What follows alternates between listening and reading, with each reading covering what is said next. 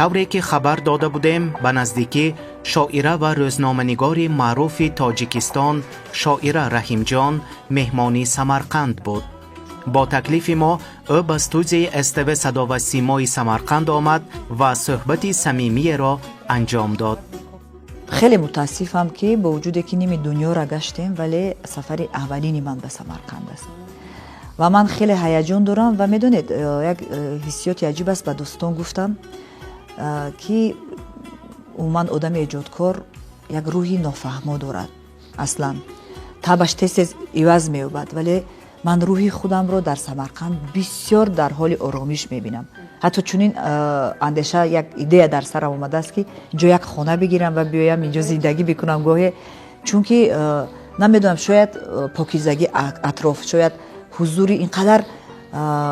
مردان شریف و حضور اینقدر شخصیت های ماندگار در تاریخ که هنوز قرنهای قرن اسم آنها ورد زبان ها است و به خاطر گرامی داشته ایشان توانستند که مقبره های آنها را چند بار کار کرد بکنند و امروز به معرض تماشا بگذارند. شاید این باشد، شاید اون باشد که در سمرقند بیناهای بلند آشیانه که نیست، نفس بسیار آزاد است. شاید از این خاطر باشد یا مناسبتی از اندازه زیاد گرم این مردم که چقدر تاجیکانه هم دیگر رو دوست می‌دارند، چقدر محبت خاصه و صمیمیت دارند. شاید این باشد که من نمیدونم که چگونه از سمرقند بیرون میروم، فکر میکنم پاره دلم رو اینجا میگذارم و میروم. برای من از همه هیجان بیشتری که من داشتم وقتی که ما خانموزه استاد صدرالدین عینی رفتیم و از محیط کاری، از حالت کاری، مثلا از اتاق کاری استاد صدرالدین عینی دیدن کردیم که در آنجا اثرهای ماندگار مثل داخونده، مثل غلامان، مثل مکتب کهنه، این اثرها وقتی که در اون یک خانه ایجاد شدن و در روی یک میز یک کرسی ایجاد شدن که ما آنها رو دیدیم، لمس کردیم، یعنی که واقعیتی حال است و این میدونید چه خیلی حالت عجیب بود. من روحی استاد رو در اون خاندان احساس میکردم که استاد روی اون حولی ساخته شده که خاص یک ایجادکار است گشت و گذار میکنند و ارواحشان برای من دست دعا میدهند و من از این سفر برای خودم خیلی خاطره های رنگین و زیبا میبرم که خاطرماندترش زیارت خانموزه استاد صدرالدین عینی بود. من این مصرع رو نوشتم، متاسفم که شعر هنوز کار کرد نشده است. من اصلا شعرهایم رو کار نمیکنم، اونچه که اومد. در سمرقندم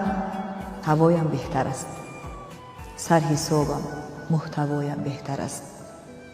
هر کجا آواز من آواز است، اندرین جا می سرایم بهتر است. نعمت دنیا و خوان نعمت است، دیدن او از برایم بهتر است. در حریم آشنایی آشتی با خودم با آشنایم بهتر است. در سمرقندم ندارم غصه، زخم ها دارم، دوایم دیگر است.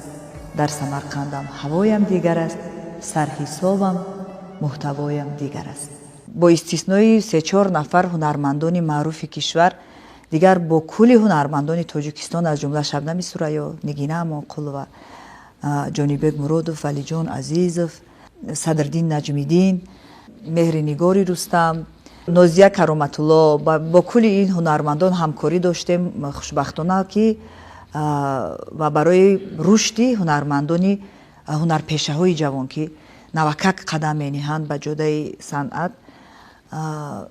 دست آنها رو گرفتیم و توانستیم که از آنها یک شخصیت هایی بسازیم که امروز هم در داخل کشور هم بیرون از کشور مردم از ایشان افتخار دارند و همزمان افتخاری آنها از خودشان خیلی زیاد است. خیلی خوشبختم از همکاری ها با استاد صنعت، با اون نفری که خصوصا شادرمان مادرم خیلی دوستشون می داشتن. همکاری ها با نصیبه عبدالله و خیلی خوشم میاد که 2 ترانه آماده کرده ایم و 1 ترانه الکی فیلم برداری شدن با هنرمند معروف ازبکستان انور جورایف، یک تن هم آهنگساز و هم هنرمند جمهوری ازبکستان که ترانه خصوصا از جانب شنوندگان تاجیکستانی خیلی خوب قبول شد، استقبال شد و خوشبختم از همکاری با هنرمند ازبکستانی یلدوز توردیه و که خصوصا ترانه آخری که ما آماده کردیم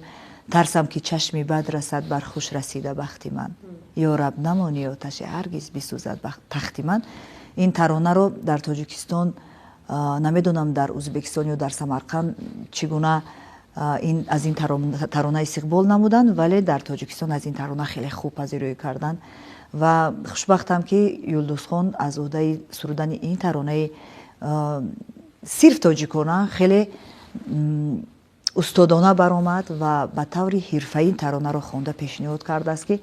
аксаран вақте ки бо ҳунармандони ӯзбекистонӣ мо ҳамкорӣ мекунем, баъд аз он ки суруд омода мешавад, дар чанд ҷо чанд то иштибоҳҳоро эҳсос мекунем, баъдан пайи ислоҳаш. вале вақте ки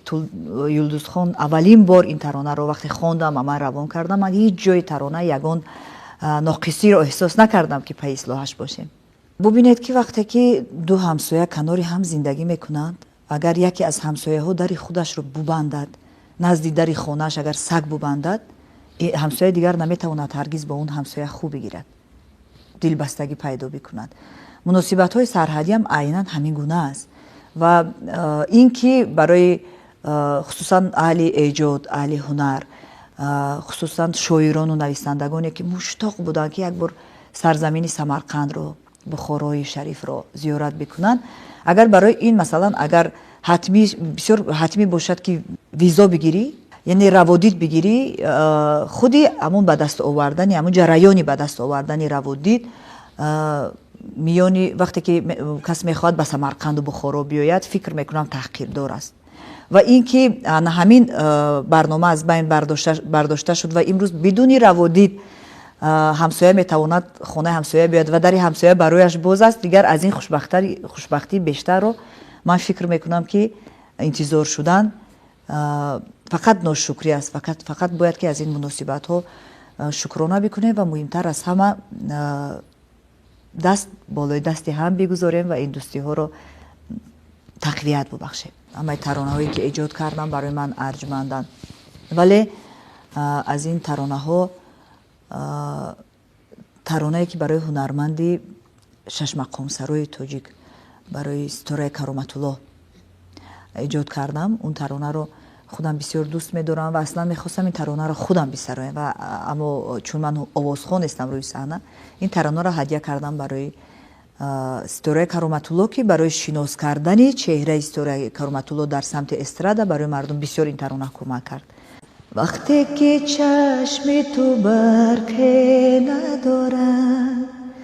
вақте ки дил ба ту завқе надорад, вақте ки абри нигоҳ боронист, вақте ки шур ва шавқе надорад, дигар аз мо нести, дигар аз мо нести, ба худо бегонаӣ, дигар аз мо нести, дигар аз мо нести, ба худо бегонаӣ. вақте ки дар Амрико будам, чунин тасмим пеш омад ки бояд онҷо мемондам ва ин суол, яъне ки бояд ки бимонам ё бояд ки биравам ба ватан, ин суол зеҳни маро бисёр азият медод ва билохира омадам ба ватан, чун ман бе Тоҷикистон худамро тасаввур карда наметавонам, берун аз Тоҷикистон. ва гуфтам биравам ё ки бимонам, ин суол сахт гарон аст. дил супурдан ё бикандан аз худу аз дигарон аст. кам шуда дар сояҳоям сархами ҳамсояҳоям, кош аз нав мерасидам, модарам ку дояҳоям. аз падар доман бигирам, аз чӣ гандумро фурӯ бурд, дузахи бо хеш овард, кушт моро бо худаш мурд. ман аз ин ҷо меравам, ҳо шеър мебояд зинав гуфт, шеър гуфтан шер будан, бур ба ҳам шеъри нияв гуфт. ман дигар парвонае ки дар шикори анкабутам торҳоро меканам, то дар наёям дар сукутам. ман вақте ки сарҳадҳо баста буданд, он замон ҳам ба шаҳри Ташкент ташриф оварда будам, он ҳам пушти корҳои эҷодӣ ва мо барои ҳам сабти клип, ҳам барои сабти садо бо ҳунармандон меҳринигор ва парвина саидова ташриф оварда будем ба Ташкент ва боз дар замони кушода шудани марзҳо ва ин тафовут аз замин то осмон аст. пеш аз ҳама муносибати хеле гарми сарачо ки ман медонам ки дастур мегиранд аз ҷониби ҳукумати ҷумҳурии Узбекистон ки бо бародарони ҳамсоя эҳтироми дигаргуна дошта бошанд. мавқеъ аллакай хеле дигар шудааст муносибат ва мо аслан вақте ки ба Самарқанд омадем эҳсос накардем ки аз сарҳад мегузарем. инқадар бо чеҳраи гарм ва инқадар хусусан вақте фаҳмидам мо аз аҳли ҳунармандон ҳастем, бо ҳунармандони шинохтаи ҷумҳурӣ Парвин Юсуфӣ, бо устод Ҳасани Ҳайдар, бо устоди рақс Ҷамила Абдуллоева ва бо пизишки хеле маъруфи кишвар Ҳайдар Қурбонов вақте ки ташриф меовардем дар сарҳад истиқболи эшон моро хеле дар ҳайрат овард ва қалбҳоро рӯшан мекунад ва дил мехоҳад ки ҳар замон биёяд ва хусусан ба Самарқанду Бухоро. аслан интизор надоштам ки шуморо Шаълохон мебинам ва ба ин даргоҳи муқаддас даъват мешавем, меҳмон мешавем ва ин ки бо тоҷикони самарқандӣ ва бо тоҷикони асли самарқандӣ аз табори шумо, аз табори ин бародари арҷманд ва умуман ман интизор надоштам ки дар Самарқанд ҳамагӣ бо забони тоҷикӣ суҳбат мекунанд. ман инро интизор надоштам ва ман ифтихорам даҳчанд аст аз ин ки шумо мардуми Самарқанд воқеан ҳам парчамбардори забони ноби тоҷикӣ ҳастед ки назди кулли ин мардум ман сари тазим фуруд меорам ва орзу мекунам он чӣ ки то кунун ҳифз карданд, ҳувияте ки аз худашон доранд ва шоир беҳуда намегӯяд ки ҳар касе ку дур монд аз асли хеш боз ҷӯяд рӯзгори васли хеш ва мебинам ки самарқандиҳо асли худашонро ҳифз мекунанд ва воқеан ҳам асилзодагонанд ва дуо мекунам, орзу мекунам, таманно мекунам ки ин ҳиссиёт ҳаргиз онҳоро тарк нагӯяд ва ана ҳамун самимияту ана ҳамун